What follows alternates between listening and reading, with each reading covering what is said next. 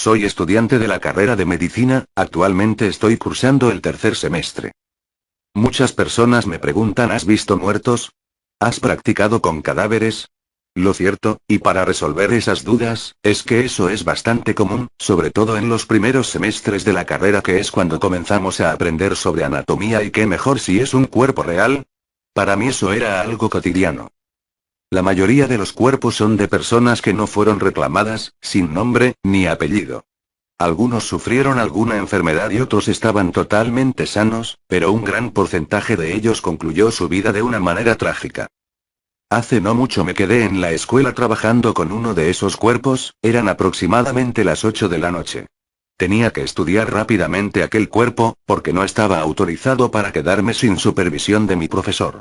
Lo cierto es que en ocasiones le podemos pedir a otro profesor que esté en la facultad que nos autorice, y él nos da aproximadamente una hora para estudiarlos.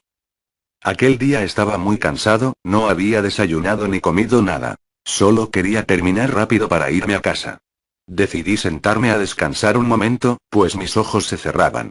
De tanto sueño me quedé entredormido hasta que me desperté por un sonido bastante extraño. Fui a revisar y me di cuenta que quizá el vigilante había cerrado la puerta pensando que no había nadie. Seguí en mis cosas, comencé a escuchar lo que parecía ser el llanto de un infante, la verdad se me hizo muy normal, pensé que de algún modo mi mente ya estaba cansada.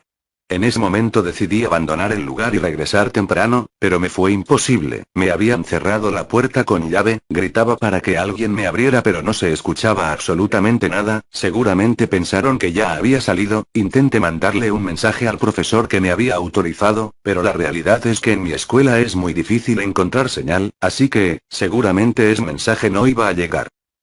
Comenzaba a aceptar que pasaría la noche con todos esos cadáveres, se me había olvidado aquel llanto, decidí que debía descansar un rato, pues en el lugar donde vivo nadie me esperaba porque vivo solo, así que era imposible que alguien se preocupara por mí.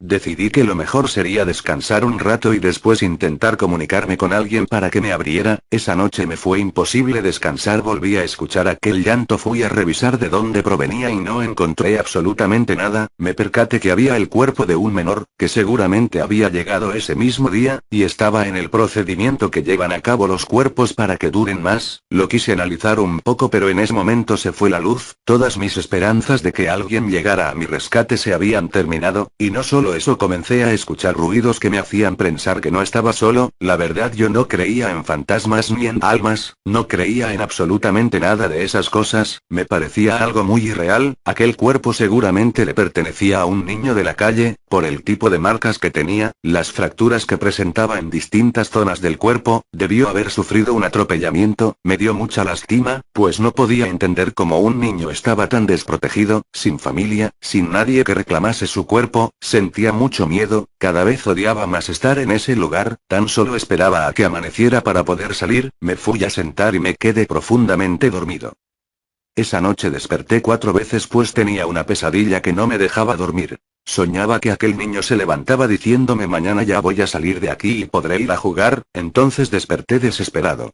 No podía ver absolutamente nada, la oscuridad no me dejaba distinguir nada, sentía que ese sueño era muy real, así que no quería quedarme dormido, pero era imposible y estaba muy cansado. Al despertar me preguntaron si estaba bien. Era una persona de intendencia, me dijo que me tenía que salir, que no podía estar ahí, entonces le comenté que me había quedado encerrado. No quise dar más explicaciones, simplemente salí. Regresé a casa y dormí toda la mañana. En la tarde regresé a la escuela, entonces algo en mí me decía que tenía que investigar más sobre aquel niño. Al entrar a el lugar donde tienen los cadáveres, me percaté de que su cadáver no estaba. Le pregunté al personal si sabía qué había pasado con el cuerpo. Ellos me respondieron que desconocían la existencia de un cuerpo con tales características. Yo insistí pero fue inútil, el cadáver había desaparecido. Realmente nunca supe si el cuerpo existió, quizás solo fue un sueño mío, o una mala jugada de mi mente. Lo cierto es que no pude olvidar nunca aquel cuerpo que estoy seguro yo mismo revisé, quizás solo en mis sueños. Habían pasado solo 2 semanas de aquel suceso cuando un cuerpo con las mismas características llegó a mí, entonces dije, les puedo asegurar que ese cuerpo yo ya lo había visto antes.